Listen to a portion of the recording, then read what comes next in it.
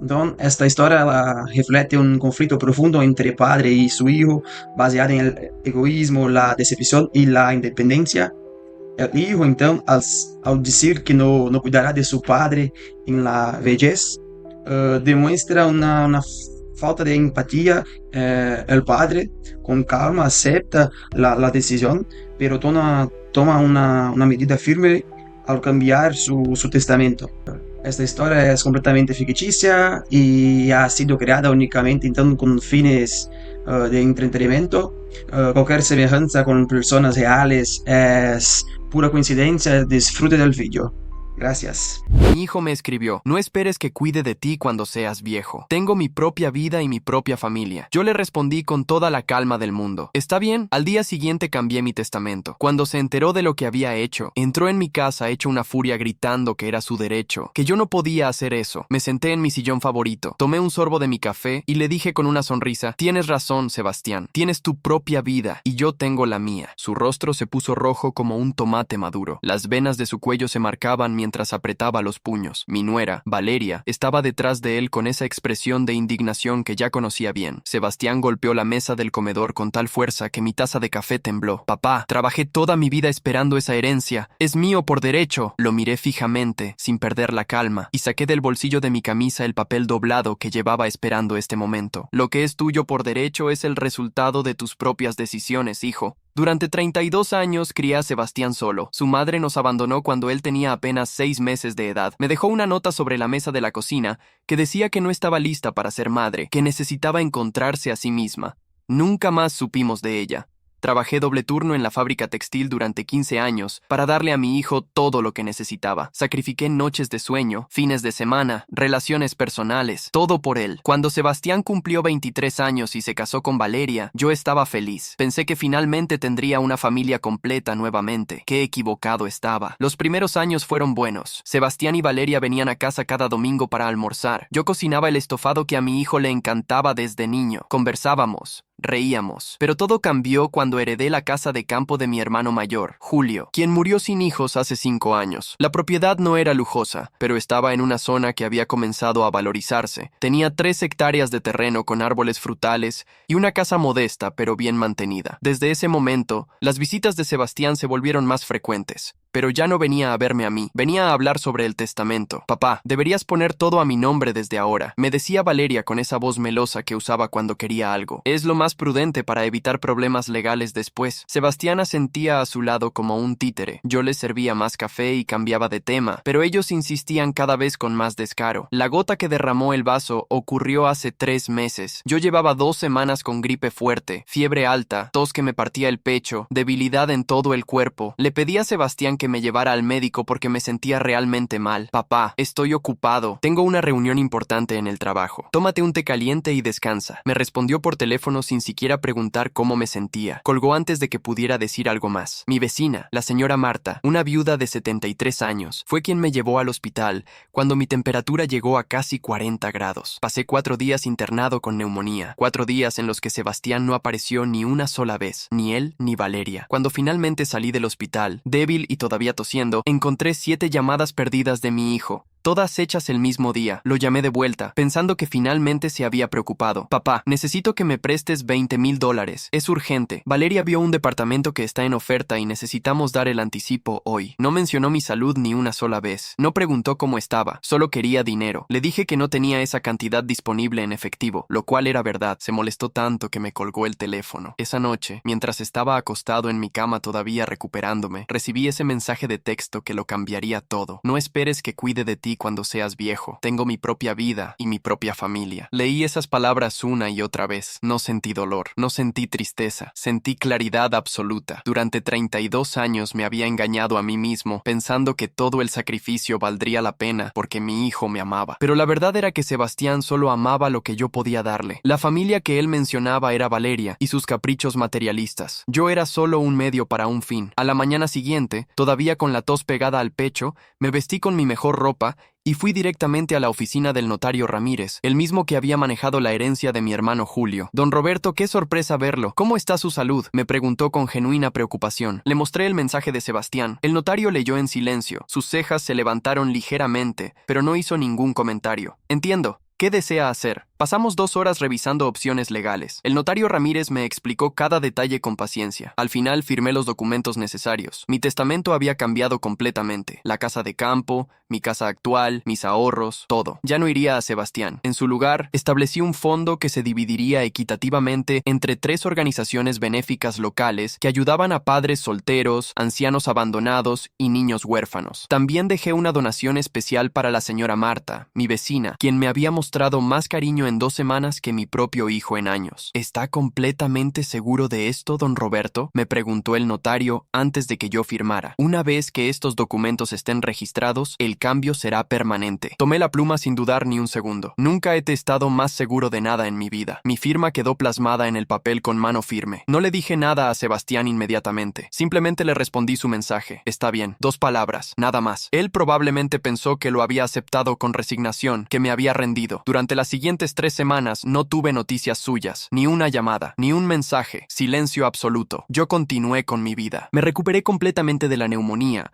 retomé mis caminatas matutinas, empecé a tomar clases de cerámica en el centro comunitario del barrio. Fue la señora Marta quien sin querer destapó todo. Una tarde, mientras tomábamos té en su jardín, le mencioné casualmente que había hecho cambios en mi testamento. Hiciste bien, Roberto. La sangre no significa nada si no viene acompañada de amor verdadero, me dijo ella mientras mordisqueaba una galleta. Lo que yo no sabía era que su sobrina, Patricia, trabajaba como asistente en la oficina del registro civil, y Patricia, en un descuido durante una reunión familiar, mencionó que había visto mi nombre en los documentos procesados recientemente. La información llegó a oídos de Valeria a través de una cadena de chismes del vecindario, y Valeria no perdió tiempo. Esa misma tarde, ella y Sebastián aparecieron en mi puerta.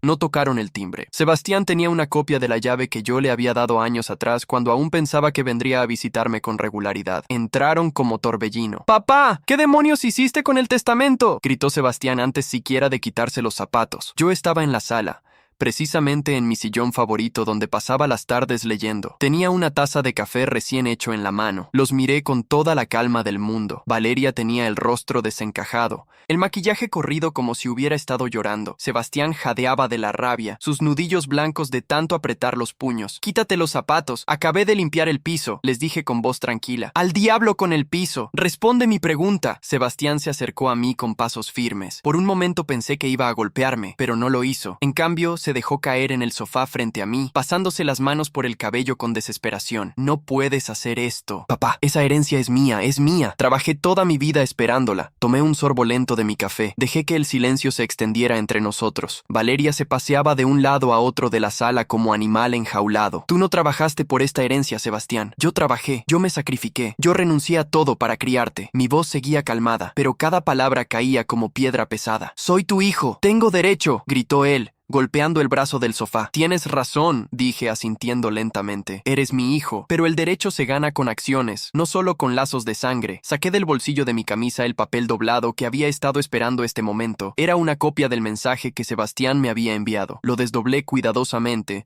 y lo coloqué sobre la mesa de centro para que ambos pudieran verlo. «Tú mismo me dijiste que no esperara a que cuidaras de mí cuando fuera viejo, que tienes tu propia vida y tu propia familia». El rostro de Sebastián palideció al ver sus propias palabras impresas frente a él. Valeria se acercó a leer y pude ver cómo su expresión cambiaba de furia a pánico. «Papá, yo no quise decir eso literalmente. Estaba molesto ese día. Tú sabes cómo es». Su voz se quebró ligeramente. «¿Molesto por qué exactamente?», pregunté, inclinándome hacia adelante. «¿Por qué no te presté $20,000 mientras yo estaba recuperándome de neumonía? ¿Por qué no te di dinero para el capricho de un departamento nuevo mientras tú ni siquiera preguntaste cómo estaba mi salud?». Valeria intervino con esa voz chillona que usaba cuando se ponía nerviosa. «Suegro, usted no entiende. Necesitábamos ese departamento. Era una inversión importante para nuestro futuro, para el futuro de sus nietos». Solté una risa amarga. «¿Nietos? Ustedes llevan 5 años de casados y nunca han mencionado tener hijos. Pero ahora, convenientemente, aparecen los nietos imaginarios como excusa». Sebastián se puso de pie bruscamente. «Esto es traición, papá. Traición. Después de todo lo que hice por ti». «¿Qué hiciste exactamente por mí, Sebastián?», lo interrumpí, mi voz subiendo ligeramente de tono por primera vez. Dime una sola cosa que hayas hecho por mí en los últimos 5 años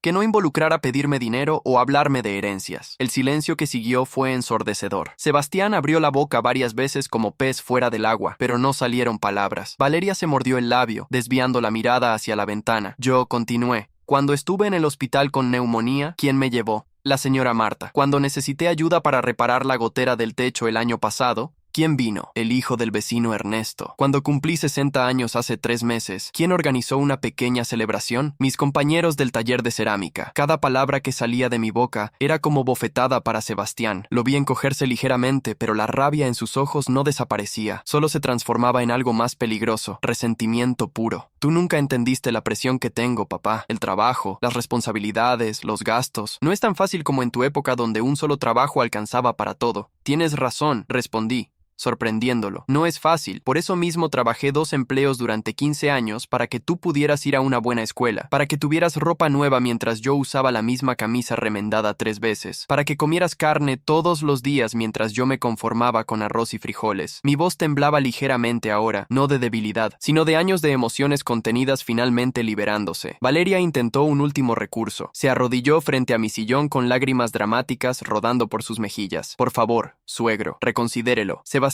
es su único hijo, su única familia. No puede dejarlo sin nada. ¿Qué dirá la gente? La miré directamente a los ojos. La gente dirá la verdad, que un padre cansado de ser usado finalmente se valoró a sí mismo. Sebastián jaló a Valeria del brazo, levantándola bruscamente. «Vámonos. No vamos a rogarle a este viejo amargado». Caminó hacia la puerta, pero antes de salir se volteó hacia mí con una expresión que nunca olvidaré. Era odio mezclado con desesperación. «Vas a morir solo, papá, completamente solo. Y cuando estés en tu lecho de muerte, vas a arrepentirte de esto. Vas a suplicar que regrese, pero será demasiado tarde. Prefiero morir solo y en paz, que vivir rodeado de buitres esperando mi cadáver», respondí sin levantar la voz. Sebastián azotó la puerta tan fuerte que el marco tembló. Escuché sus pasos furiosos alejándose, el motor de su auto encendiéndose con brusquedad, las llantas chirriando contra el pavimento mientras se alejaba a toda velocidad. Me quedé sentado en mi sillón, mirando la puerta cerrada. Mi café ya estaba frío. La casa estaba en silencio absoluto. Durante varios minutos no me moví. Esperé sentir arrepentimiento, dolor, esa punzada que se supone debe sentir un padre cuando rompe lazos con su hijo. Pero no llegó. En su lugar, sentí algo que no había experimentado en años. Alivio profundo, liberador. Los días siguientes transcurrieron con una tranquilidad extraña. No hubo llamadas de Sebastián. No hubo mensajes. Era como si hubiera desaparecido de mi vida tan completamente como su madre lo hizo hace 32 años. La diferencia era que esta vez yo había tomado la decisión. Esta vez yo tenía el control. Una semana después del enfrentamiento, la señora Marta tocó a mi puerta con una fuente de empanadas recién horneadas. «Roberto, todo el vecindario está comentando sobre el escándalo que armó tu hijo. ¿Estás bien?». Se sentó en mi cocina mientras yo preparaba té. Le conté todo, desde el mensaje hasta la confrontación final. Ella escuchó en silencio, asintiendo ocasionalmente. «Hiciste lo correcto», me dijo finalmente, tomando mi mano con sus dedos arrugados pero cálidos. «Los hijos no son inversiones que deben pagarnos dividendos. Si se convierten en personas malagradecidas, nosotros tenemos derecho a proteger nuestro bienestar». Sus palabras me reconfortaron más de lo que imaginaba, pero la historia estaba lejos de terminar. 2 semanas después,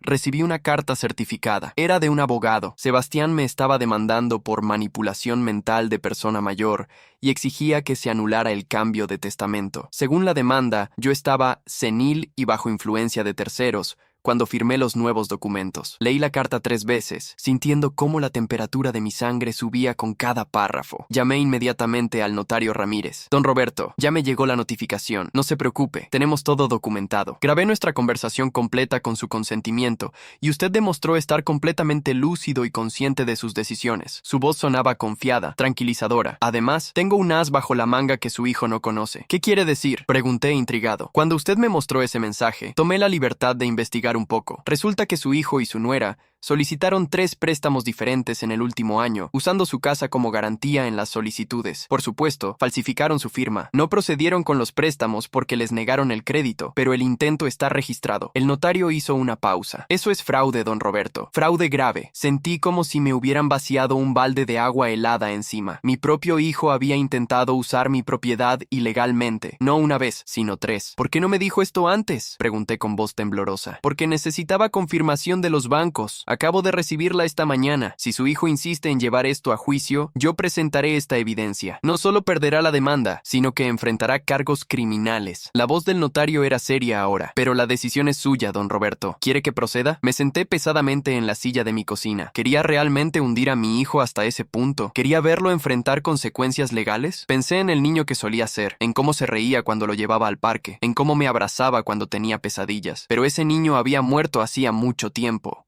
El hombre que firmó documentos fraudulentos con mi nombre no era ese niño. Era un extraño codicioso dispuesto a traicionar a su propio padre. Espere a ver si retira la demanda, dije finalmente.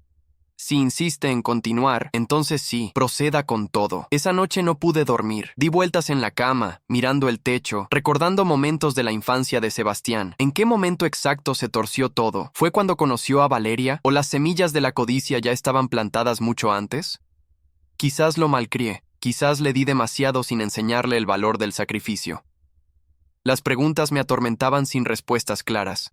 A la mañana siguiente, mientras tomaba café en mi porche, vi un auto desconocido estacionarse frente a mi casa. De él bajó una mujer elegante de unos 50 años, con cabello perfectamente peinado y traje de negocios. ¿Don Roberto Martínez?, preguntó acercándose con una sonrisa profesional.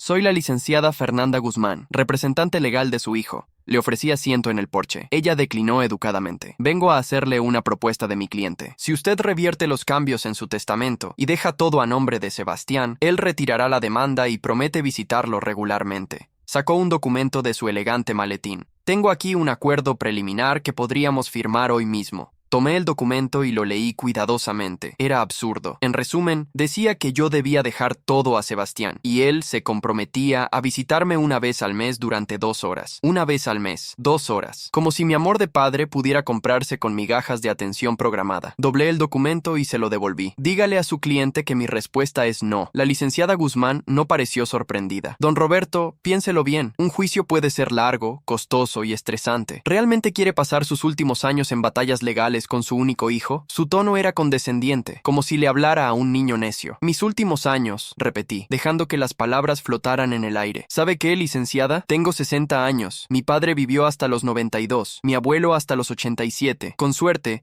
me quedan varias décadas de vida, y prefiero pasarlas en tribunales defendiendo mi dignidad que cediéndola por comodidad. Me puse de pie, indicando que la conversación había terminado. Buenos días. Ella guardó sus documentos con movimientos bruscos, claramente molesta. Está cometiendo un error que lamentará, señor Martínez. Se marchó con pasos firmes, sus tacones repiqueteando contra el camino de piedra. La vi alejarse sintiendo una extraña mezcla de satisfacción y tristeza. Esa tarde recibí una llamada de mi prima Alejandra, a quien no veía desde hacía 2 años. Roberto, me enteré de lo que está pasando con Sebastián. Quiero que sepas que te apoyo completamente. Su voz cálida me reconfortó. Ese muchacho siempre fue malcriado. Desde niño pensaba que el mundo le debía todo. Hablamos durante casi 1 hora. Me contó que varios familiares estaban comentando la situación y la mayoría estaba de mi lado, pero no todos. Mi hermana menor, Teresa, me llamó esa noche con tono de reproche. Roberto, eres muy duro con el muchacho. Es tu único hijo. Los hijos cometen errores. Tú también los cometiste cuando eras joven. Me habló durante 20 minutos sobre la importancia de la familia, del perdón, de dar segundas oportunidades. Cuando finalmente terminó su sermón, le pregunté, Teresa, ¿cuándo fue la última vez que Sebastián te visitó? Hubo un silencio largo. No recuerdo exactamente, admitió con voz pequeña. Fue en el funeral de tío Julio, hace 5 años, y solo fue porque sabía que habría lectura del testamento. Dejé que esa verdad se asentara. No vino a tu cumpleaños el año pasado, no te llamó cuando te operaron de la vesícula, pero ahora que crees que debo perdonarlo, apareces predicando sobre familia.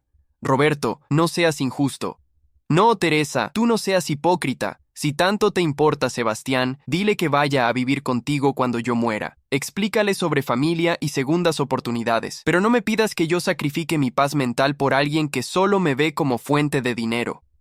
Colgué antes de que pudiera responder. Los días se convirtieron en semanas.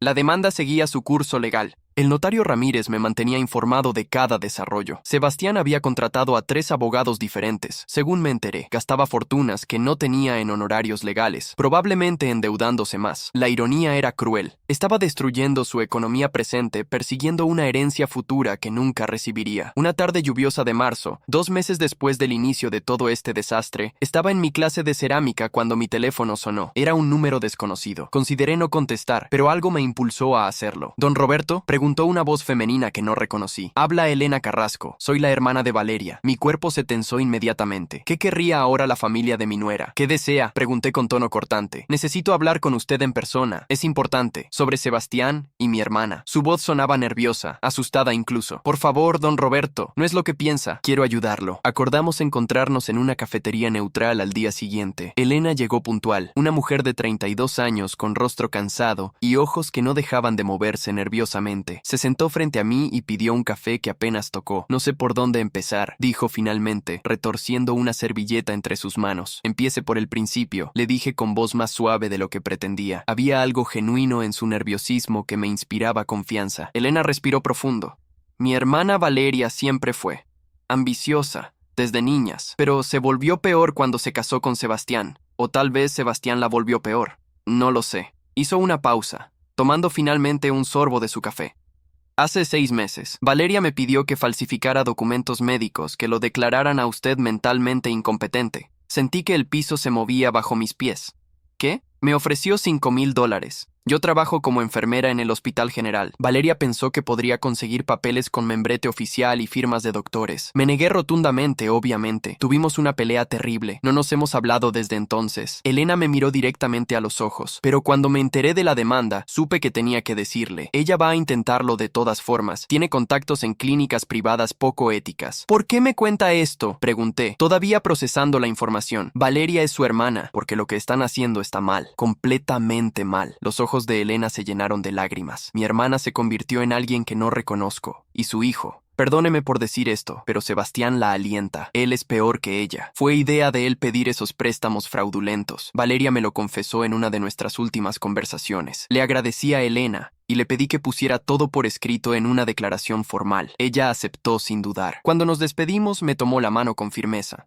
Usted hizo lo correcto cambiando su testamento. No deje que lo convenzan de lo contrario. Sus palabras me dieron una fuerza renovada. Esa noche llamé al notario Ramírez y le conté todo. Esto cambia completamente el panorama, dijo con voz grave. Con el testimonio de Elena Carrasco, podemos no solo defender el testamento, sino contrademandar por intento de fraude y conspiración. Don Roberto, su hijo, podría terminar en prisión. La palabra prisión resonó en mi mente durante horas. ¿Realmente quería eso? ¿Quería que mi hijo, mi sangre, terminara tras las rejas? Me pasé toda la noche despierto luchando con mi conciencia. Al amanecer, había tomado una decisión. Llamé al notario. Proceda con todo. Si Sebastián eligió este camino, debe enfrentar las consecuencias. 3 días después, cuando los nuevos documentos legales fueron presentados en el juzgado, Sebastián recibió la notificación. Media hora más tarde, mi teléfono explotó con llamadas de él. Dejé que sonara. 15 llamadas, 20, 30. Finalmente contesté la llamada número 35. Papá, por favor, tenemos que hablar. Esto se salió de control. Yo no sabía que Valeria. Su voz sonaba desesperada, quebrada. No me interesa hablar, Sebastián. Le dijiste a tu abogada lo que tenías que decir. Ahora yo digo lo mío a través de los tribunales. Papá, me van a meter a la cárcel. Por favor, retira esos cargos. Te lo suplico. Haré lo que sea. Estaba llorando. Podía escuchar los sollozos entrecortados entre sus palabras. Deberías haber pensado en eso antes de falsificar mi firma, antes de intentar robar mi propiedad, antes de enviarme ese mensaje diciéndome que no esperara nada de ti. Cada frase era una daga que clavaba con precisión quirúrgica. Fue Valeria. Ella me convenció. Ella tuvo todas esas ideas, gritó Sebastián, su desesperación transformándose en pánico puro. Sebastián, tienes 32 años. Eres un hombre adulto. No puedes culpar a tu esposa de cada decisión terrible que tomaste.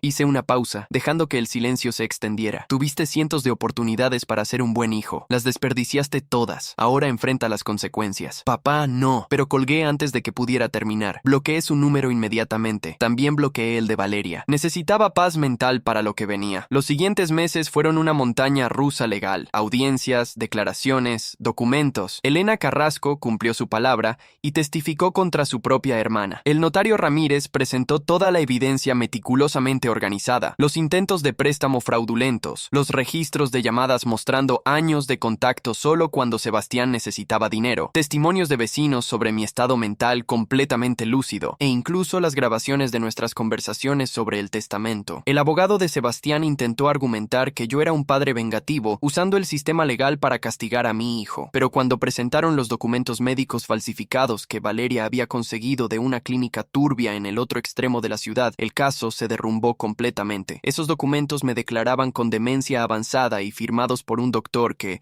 resultó, había perdido su licencia médica 3 años atrás. La audiencia final fue en julio, un día caluroso donde el aire acondicionado del juzgado apenas funcionaba. Sebastián y Valeria se sentaron al otro lado de la sala, evitando mi mirada. Valeria lloraba silenciosamente, su maquillaje corrido. Sebastián simplemente miraba al piso con expresión derrotada. Cuando el juez entró, todos nos pusimos de pie. El juez Moreno, un hombre de 65 años con reputación de ser justo pero severo, revisó los documentos finales. El silencio en la sala era opresivo. Finalmente, levantó la vista. Este es uno de los casos más tristes que he visto en mis 30 años de carrera, comenzó con voz grave. Un hijo demandando a su padre por una herencia que aún no existe, usando métodos fraudulentos y documentos falsificados. Miró directamente a Sebastián. Señor Martínez, hijo, usted tuvo la bendición de tener un padre que lo crió solo, que se sacrificó por usted, y eligió traicionar esa confianza por dinero. Esa elección tiene consecuencias. El juez hizo una pausa dramática. La demanda contra don Roberto Martínez es desestimada completamente y con perjuicio, lo que significa que no puede volver a presentarse. Además, ordeno que se abra investigación criminal contra Sebastián Martínez y Valeria Torres por intento de fraude, falsificación de documentos y conspiración. El mazo del juez golpeó con un sonido final, definitivo. Valeria soltó un grito ahogado. Sebastián permaneció inmóvil, como estatua de sal. Yo simplemente cerré los ojos y respiré profundo. Había ganado, pero no sentía alegría, solo un cansancio profundo que llegaba hasta los huesos.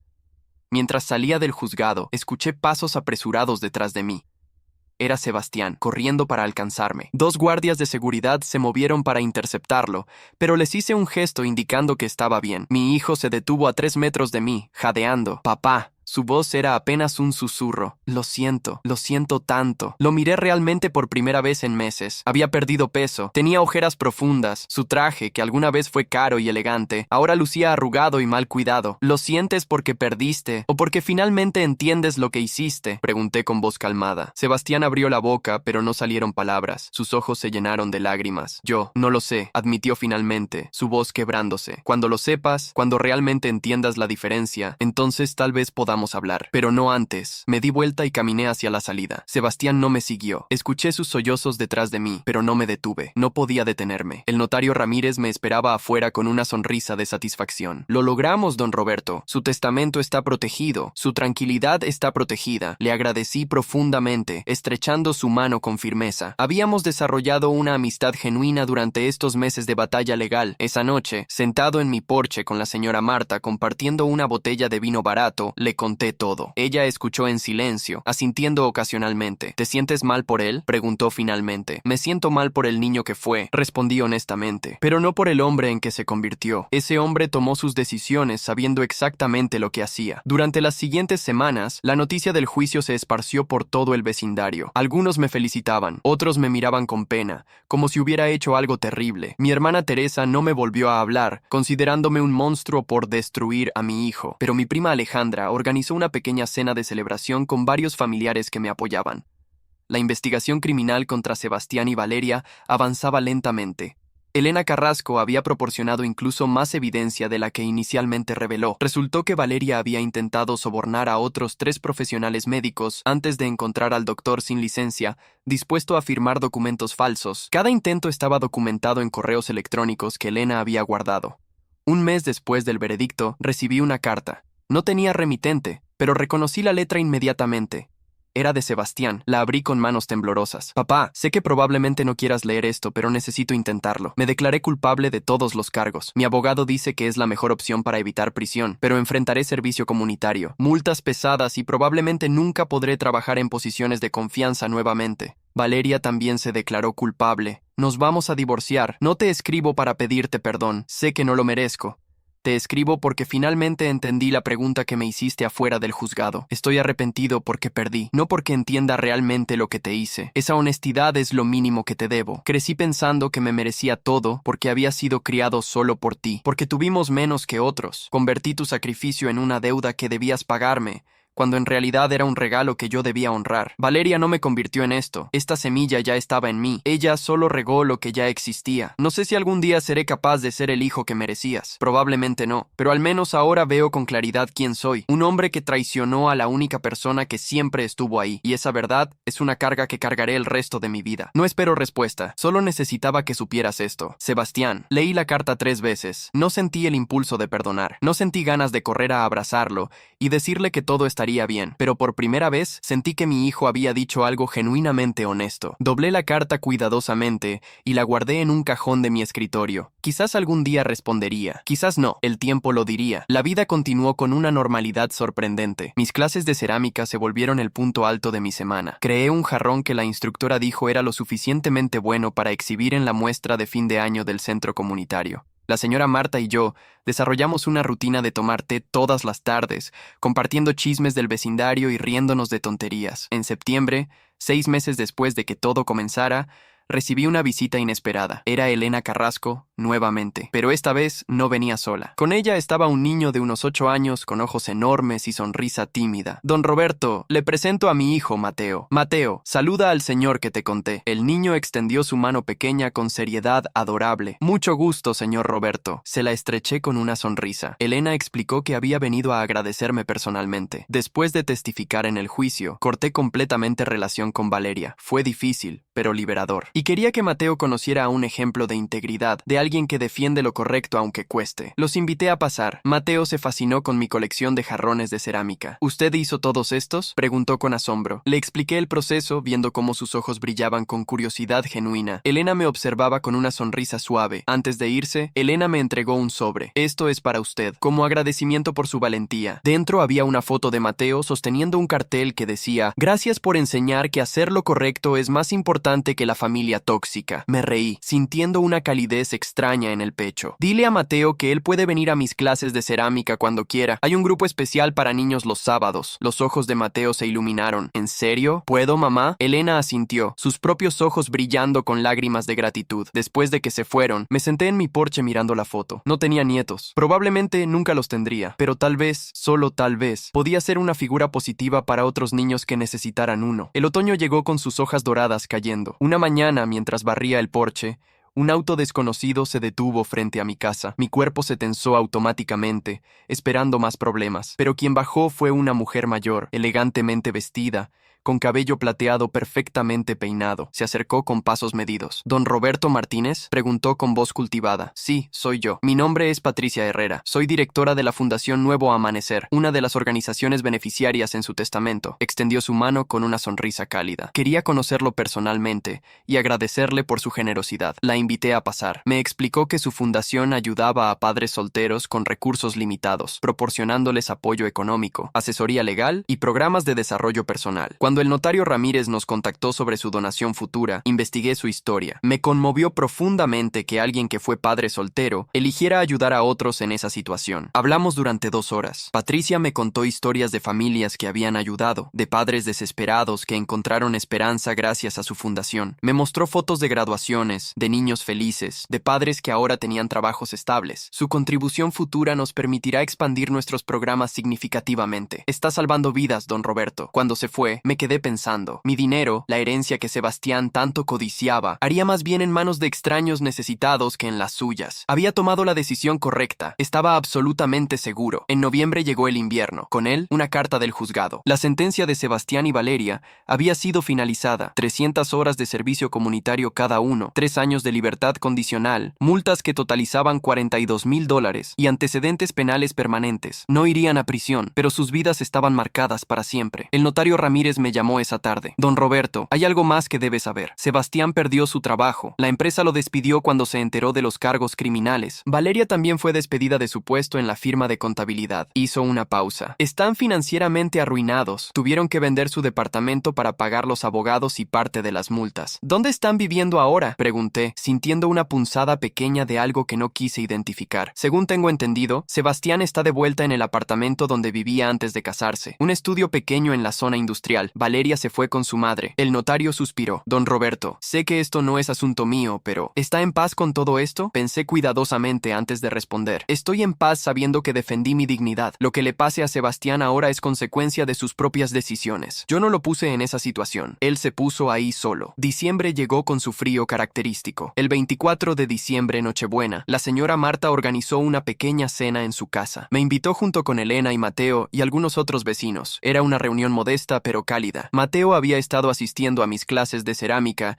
y había creado un pequeño plato decorativo que me regaló con orgullo. Es para usted, señor Roberto, porque es mi amigo. Mientras cenábamos intercambiando historias y risas, mi teléfono vibró. Un mensaje de texto de un número bloqueado. Sabía quién era. Feliz Navidad, papá. Sé que no merezco nada de ti, pero quería que supieras que pienso en ti. Sebastián, no respondí. Simplemente apagué el teléfono y regresé a la cena. La señora Marta me observaba con preocupación. ¿Todo bien, Roberto? Me encogí de hombros. Todo está exactamente como debe estar. Ella entendió. No preguntó más. Esa noche, mientras caminaba de regreso a mi casa bajo el cielo estrellado, pensé en los últimos meses. Había perdido a mi hijo, pero había ganado algo más valioso, mi propia estima. Había descubierto que la familia no siempre significa sangre. A veces significa las personas que eligen quedarse a tu lado sin esperar nada a cambio. Entré a mi casa vacía, pero no me sentí solo. Las paredes estaban decoradas con fotos de mi nueva vida. Yo con Mateo en la clase de cerámica, con la señora Marta en su jardín, con los otros estudiantes del centro comunitario. Una vida que había construido sobre mis propios términos. Me senté en mi sillón favorito, el mismo donde todo había comenzado meses atrás. Preparé una taza de café exactamente como me gustaba, y por primera vez en años, quizás décadas, me sentí completamente en paz. Había defendido mi derecho a ser tratado con dignidad, había establecido límites claros, y había sobrevivido. Sebastián había dicho que moriría solo. Tal vez tenía razón en un sentido literal, sin hijos a mi lado, pero estaría rodeado de personas que me valoraban por quién era, no por lo que podía dejarles. Y esa, pensé tomando un sorbo de mi café, era la mejor herencia que podía darme a mí mismo. Una vida vivida con integridad hasta el final. El año nuevo llegó con promesas frescas. Patricia Herrera me invitó a visitar la Fundación Nuevo Amanecer. Ver directamente el trabajo que hacían fue transformador. Conocí a Ricardo, un padre soltero de 2 gemelos que había perdido su trabajo y estaba a punto de perder su apartamento hasta que la fundación intervino. Ahora tenía empleo estable y sus hijos asistían a una buena escuela. Gracias por lo que hace, me dijo Ricardo, estrechando mi mano con firmeza. Le expliqué que mi contribución vendría después de mi muerte, pero él negó con la cabeza. No me refiero solo al dinero, me refiero a que alguien que fue padre soltero entiende nuestra lucha. Eso significa más que cualquier cheque. En febrero, algo inesperado sucedió. El notario Ramírez me llamó urgentemente. Don Roberto, necesito verlo hoy si es posible. Sonaba preocupado. Llegué a su oficina 1 hora después. Me esperaba con expresión grave. Sebastián intentó suicidarse anoche. Está en el hospital. Sentí como si me hubieran golpeado en el estómago. ¿Cómo está? Estable. Lo encontraron a tiempo. Aparentemente tomó una sobredosis de pastillas para dormir. El notario me observaba cuidadosamente, estudiando mi reacción.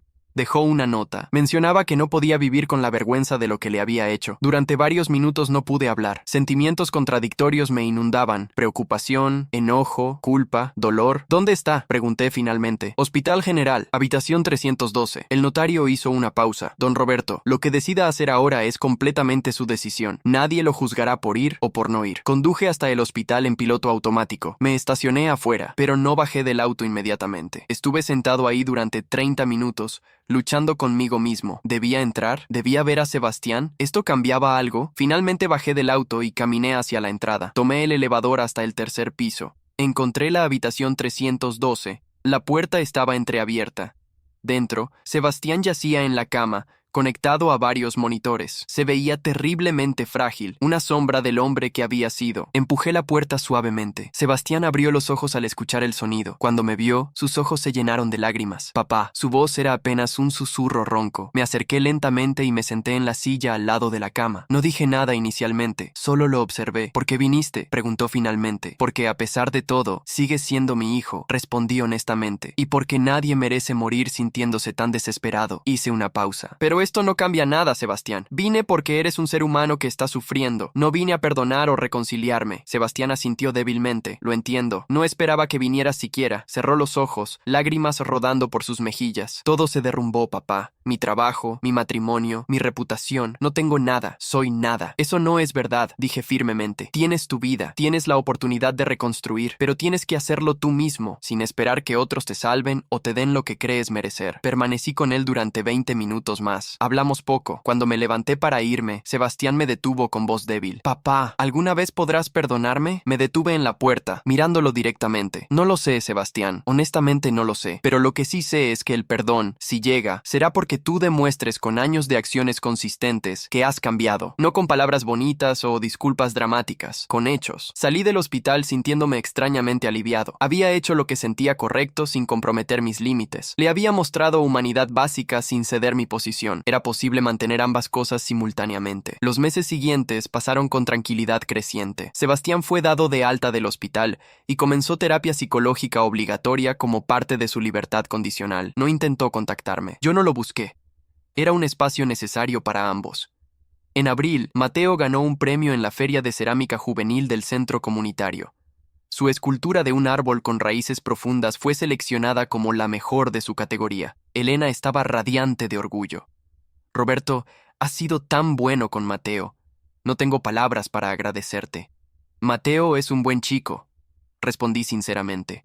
Me recuerda que aún puedo tener impacto positivo en la vida de alguien joven. En mayo recibí otra carta de Sebastián. Esta era diferente. No pedía perdón, no se justificaba. Simplemente me informaba que había conseguido trabajo como asistente de bodega en una empresa de distribución. El sueldo era básico, pero era honesto. Estaba asistiendo a terapia 2 veces por semana. Había comenzado a hacer servicio comunitario en un comedor para personas sin hogar. No te escribo esperando respuesta, decía la carta. Solo quiero que sepas que estoy intentando convertirme en alguien mejor. No por recuperar la herencia o tu perdón, sino porque finalmente entiendo que necesito cambiar por mí mismo. Espero que estés bien, Sebastián. Guardé esa carta junto con la anterior. No respondí, pero tampoco la deseché. Era un registro de su proceso, si es que realmente existía uno. El verano llegó caluroso y luminoso. Patricia Herrera me invitó a ser parte del consejo asesor de la Fundación Nuevo Amanecer. Su perspectiva como padre soltero que superó adversidades sería invaluable para guiar nuestros programas. Acepté con honor genuino. En julio, durante una reunión del consejo, conocí a Fernando, un hombre de 45 años,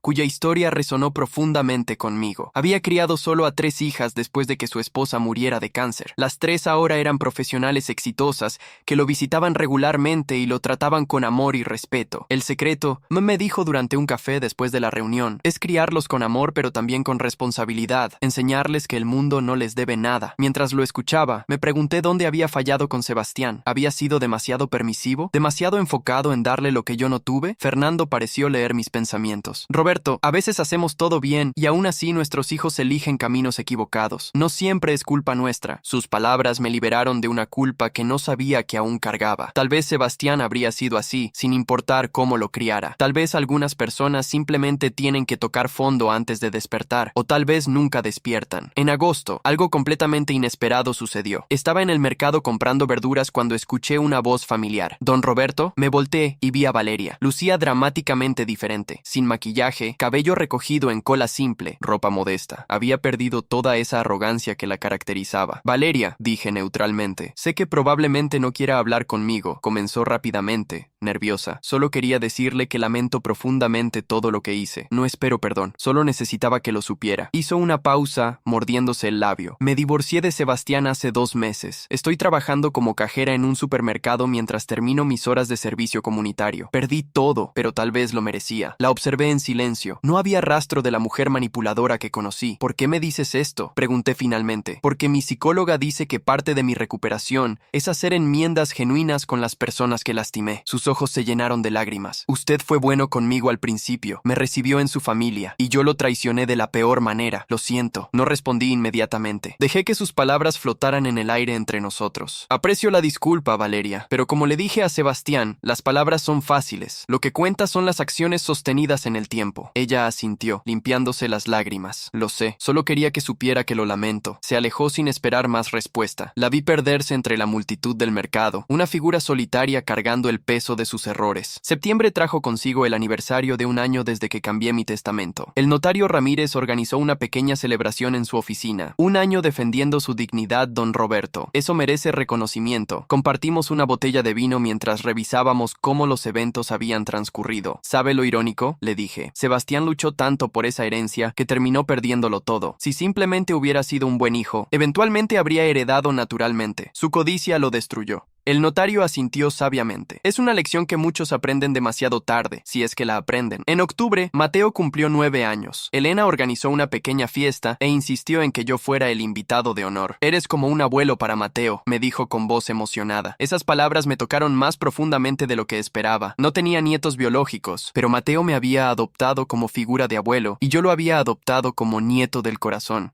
Durante la fiesta, mientras Mateo soplaba las velas de su pastel, miré alrededor. Estaba rodeado de personas que genuinamente se preocupaban por mí. Elena, la señora Marta, mis compañeros del centro comunitario, los miembros del consejo de la fundación. Esta era mi verdadera familia, no definida por sangre sino por afecto mutuo y respeto. En noviembre recibí otra carta de Sebastián, la 10ª en los últimos meses. Esta vez venía con fotografías. Mi hijo lucía diferente. Había ganado algo de peso saludable. Su rostro tenía mejor color. Las fotos lo mostraban sirviendo comida en el comedor comunitario, organizando donaciones de ropa, pintando paredes de un refugio para personas sin hogar. Papá, decía la carta, han pasado 11 meses desde mi intento de suicidio. 11 meses de terapia intensa, de trabajo duro, de enfrentar quién era realmente. No te escribo para pedirte que cambies el testamento o para que me perdones. Te escribo porque creo que finalmente entiendo lo que intentabas enseñarme toda mi vida, que el valor de una persona no está en lo que posee, sino en lo que da. Mi terapeuta dice que probablemente pasaré el resto de mi vida trabajando en mi recuperación. Dice que las heridas que causé, especialmente a ti, tal vez nunca sanen completamente. Y tiene razón. Pero también dice que puedo elegir ser mejor cada día, y eso es lo que intento hacer. Conseguí un segundo trabajo los fines de semana, ayudando a padres solteros con reparaciones básicas de hogar, gratis, porque quiero devolver aunque sea una fracción de lo que tú hiciste por mí. No espero reconocimiento, no espero que te enteres siquiera, solo lo hago porque es lo correcto. Te extraño, papá, extraño tu café terrible, tus historias repetidas, incluso tus regaños, pero entiendo que ese puente quizás se quemó para siempre por mi culpa, y si es así, lo acepto como consecuencia de mis acciones. Solo quiero que sepas que aunque no pueda ser tu hijo nuevamente, estoy intentando ser alguien de quien tal vez, algún día lejano, no te avergüences completamente. Con amor y arrepentimiento genuino, Sebastián. Leí esa carta 3 veces. Por primera vez, sentí algo suavizarse dentro de mí. No era perdón exactamente. Era más como esperanza cautelosa. Tal vez Sebastián finalmente estaba entendiendo. Tal vez estaba cambiando realmente. Pero seguía siendo demasiado pronto para saberlo con certeza. No respondí la carta, pero tampoco la guardé en el cajón con las demás. La dejé sobre mi escritorio, visible, recordatorio constante de que las personas podían cambiar. Tal vez. Con suficiente esfuerzo y tiempo, diciembre llegó nuevamente, completando el círculo. Habían pasado 14 meses desde aquel mensaje devastador que cambió todo. Estaba decorando mi casa para las festividades cuando sonó el timbre. Abrí la puerta esperando a la señora Marta con más galletas navideñas, pero era Sebastián. Nos quedamos mirando uno al otro durante largos segundos. Él lucía nervioso, sosteniendo una pequeña caja envuelta. «Hola, papá», dijo con voz temblorosa. «Sebastián». Mi voz era neutral. «Sé que no tengo derecho a estar aquí. Sé que probablemente debería irme, pero...» Tragó saliva con dificultad. «Es Navidad, y aunque ya no sea parte de tu familia oficialmente, quería darte esto». Extendió la caja hacia mí. La tomé lentamente. Era liviana. La abrí con cuidado. Dentro había un jarrón de cerámica. No era perfecto. Tenía algunas irregularidades evidentes. El esmalte no estaba completamente uniforme, pero estaba hecho a mano. «Lo hice yo», explicó Sebastián. «Tomé clases de cerámica. Pensé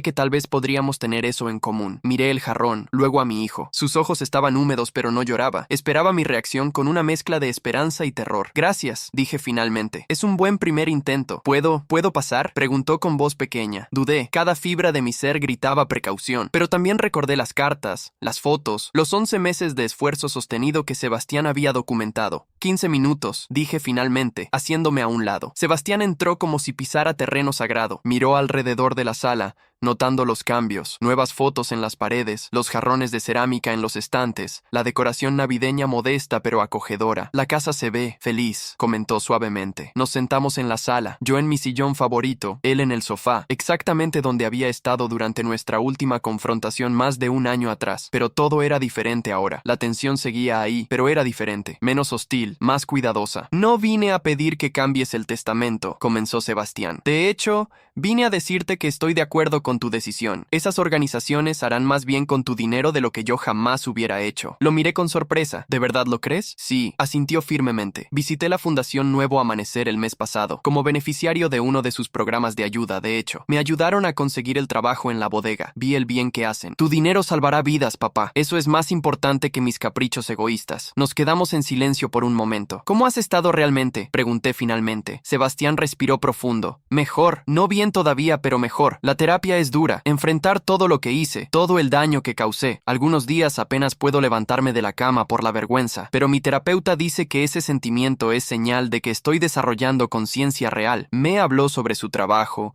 sobre el servicio comunitario, sobre cómo había comenzado a entender realmente el valor del trabajo honesto. Gano en un mes lo que antes gastaba en un fin de semana con Valeria, pero me siento más satisfecho ahora que entonces. Es extraño. Los 15 minutos se convirtieron en 30, luego en 45. Hablamos más honestamente de lo que habíamos hablado en años. No fue una reconciliación, fue un comienzo. Tal vez. Un primer paso tentativo hacia algo que podría convertirse en una relación diferente algún día. Cuando Sebastián finalmente se levantó para irse, me extendió la mano. Gracias por escucharme, papá. No esperaba ni siquiera eso. Estreché su mano brevemente. Los 15 minutos se convirtieron en más porque me mostraste algo diferente hoy. No sé si es suficiente todavía, pero es algo. Sebastián asintió con entendimiento. No espero más que eso. Caminó hacia la puerta, pero antes de salir se volvió. Feliz Navidad, papá. Espero que sea buena. Feliz Navidad, Sebastián. Lo vi alejarse, observando cómo subía a un auto viejo y destartalado, muy diferente del vehículo lujoso que conducía antes. Mientras desaparecía por la calle, me quedé parado en el porche, sosteniendo el jarrón de cerámica imperfecto que había hecho. No sabía qué depararía el futuro. No sabía si Sebastián mantendría este cambio o si eventualmente volvería a sus viejos patrones. No sabía si algún día podríamos tener una relación padre-hijo saludable nuevamente. Pero por primera vez en 14 meses, había una pequeña chispa de posibilidad. Entré a mi casa y coloqué el jarrón en un estante donde pudiera verlo. No era perfecto, estaba lleno de fallas, pero era hecho a mano, con esfuerzo genuino, y eso significaba algo. Esa Nochebuena, compartí la cena nuevamente con la señora Marta, Elena y Mateo. Les conté sobre la visita de Sebastián. Elena me miró con preocupación. ¿Crees que es genuino? Honestamente no lo sé,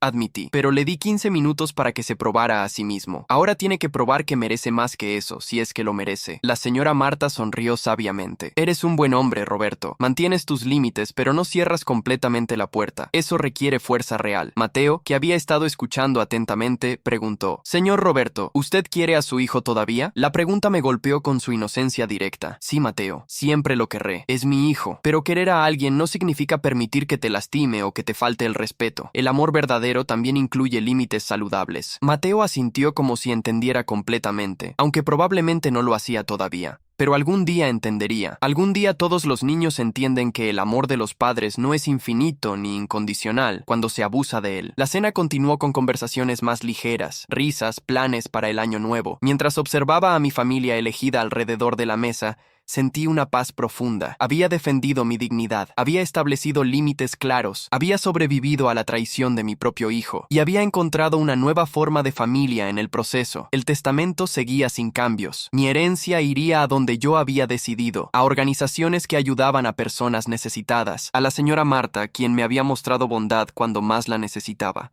a causas que harían diferencia real en el mundo. Sebastián no recibiría nada materialmente, pero tal vez, solo tal vez, había recibido algo más valioso, una lección sobre consecuencias, responsabilidad y el verdadero significado de familia. Esa noche, mientras me preparaba para dormir, miré por la ventana hacia las estrellas brillantes en el cielo invernal. Pensé en el año que había pasado, en todo lo que había cambiado. Había comenzado con devastación y traición. Había navegado a través de batallas legales, dolor emocional y decisiones difíciles, pero había emergido más fuerte, más seguro de mi valor como persona. Si Sebastián continuaba cambiando, si demostraba con años de acciones consistentes que había aprendido realmente, tal vez algún día podríamos reconstruir algo. No sería como antes, eso era imposible, pero podría ser algo nuevo, más honesto, más equilibrado. Y si no, si Sebastián eventualmente volvía a sus viejos patrones, yo estaría bien también, porque había aprendido que podía sobrevivir sin él, que mi valor no dependía de ser padre de alguien que me apreciara,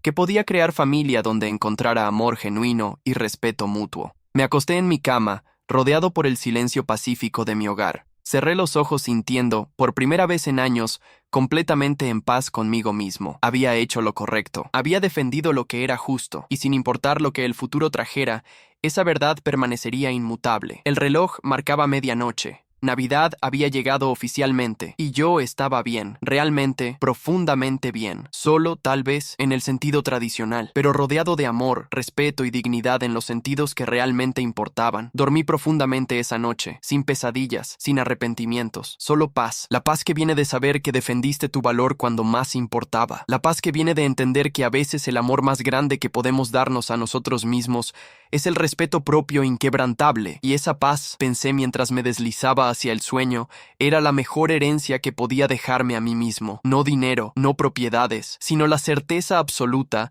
de que había vivido según mis valores hasta el final. Y eso, en el análisis final, era lo único que realmente importaba. Los años siguientes transcurrieron con una tranquilidad que jamás imaginé posible. Sebastián continuó su proceso de cambio, visitándome ocasionalmente, pero siempre respetando mis límites. Nunca volvió a mencionar el testamento, nunca pidió dinero, solo venía a tomar café, a conversar, a mostrarme cómo su vida mejoraba lentamente. Para mi 70º cumpleaños, 5 años después de aquel mensaje que cambió todo, Sebastián organizó una pequeña celebración. Invitó a la señora Marta, a Elena y Mateo, a mi prima Alejandra, a mis amigos del centro comunitario. No gastó dinero excesivo, solo preparó comida él mismo, decoró mi jardín con globos simples y reunió a las personas que sabía que yo valoraba. Durante el brindis, Sebastián se puso de pie. Quiero agradecer a mi padre, dijo con voz firme pero emocionada, no por el dinero que no me dejará, no por perdonarme fácilmente cuando no lo merecía, sino por enseñarme la lección más valiosa de mi vida, que el respeto se gana con acciones, no con palabras, que la familia verdadera se construye sobre amor genuino, no sobre obligaciones de sangre, y que nunca es demasiado tarde para intentar ser mejor persona. Miró directamente a mis ojos. Pasaré el resto de mi vida intentando ser el hijo que merecías tener desde el principio, no para recuperar una herencia, sino porque finalmente entiendo que tu amor, tu tiempo y tu respeto eran el verdadero tesoro que desperdicié. Feliz cumpleaños, papá. No hubo reconciliación dramática. No cambié mi testamento, pero estreché la mano de mi hijo con más firmeza que en años anteriores. Y cuando se fue esa noche, sentí algo que no había sentido en mucho tiempo, orgullo genuino por la persona en que se estaba convirtiendo. Patricia Herrera, ahora una amiga cercana además de colega en la fundación, se acercó mientras yo guardaba los últimos platos. Roberto, tu historia debería escribirse. Es un testimonio poderoso sobre el valor de mantener límites saludables,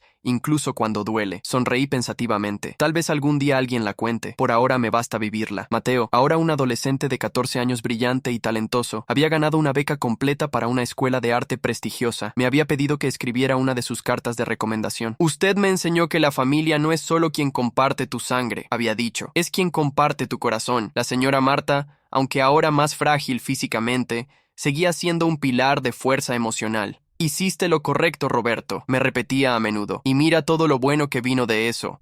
Mi testamento permanecía sin cambios. Cuando finalmente muriera, la Fundación Nuevo Amanecer recibiría la mayor parte de mi herencia. La señora Marta tendría lo suficiente para vivir cómodamente sus últimos años. Había establecido un pequeño fondo educativo para Mateo y había dejado instrucciones para que mi casa fuera vendida y el dinero donado a causas benéficas. Sebastián no recibiría nada material, pero le había dejado algo diferente. Cartas, docenas de cartas que había escrito durante estos 5 años, documentando mi proceso, mis pensamientos, mis esperanzas para él. Cartas que él recibiría solo después de mi muerte, explicándole todo lo que nunca pude decir en vida. En una de esas cartas escribí: Sebastián, si estás leyendo esto, significa que he partido. Quiero que sepas que nunca dejé de amarte, ni siquiera en los momentos más oscuros. Pero también quiero que entiendas por qué hice lo que hice. El dinero que no te dejo habría sido una maldición, no una bendición. Te habría permitido continuar sin aprender las lecciones más importantes de la vida. Al negártelo, te forcé a crecer, a cambiar, a convertirte en el hombre que finalmente llegaste a ser. Si lograste mantener ese cambio, si te convertiste genuinamente en alguien mejor,